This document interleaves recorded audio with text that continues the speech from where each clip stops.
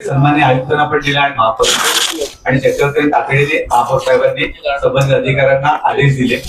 आणि खरं म्हणजे या सदस्याची भावना ही खरोखर योग्य आहे, कारण आमचे बांधकामाशी संबंधित विषय असतात, कारण आमच्या काही डिस्पेन्सरी आम्हाला एकर घ्यायचे असतात.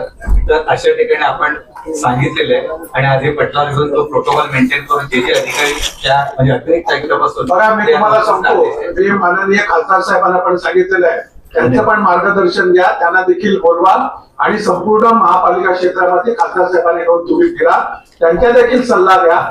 त्यांचा लवकरच ते केंद्रीय मंत्री होतील अशी मला अपेक्षा होती. त्यांचा सल्ला घ्या, बरोबर सहकार्य करणारे कुठल्याही कामामध्ये अडथळा आणत नाहीत, ते मदत करत असतात.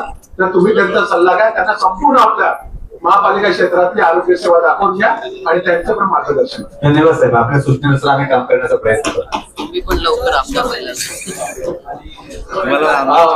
प्रेझेंटेशन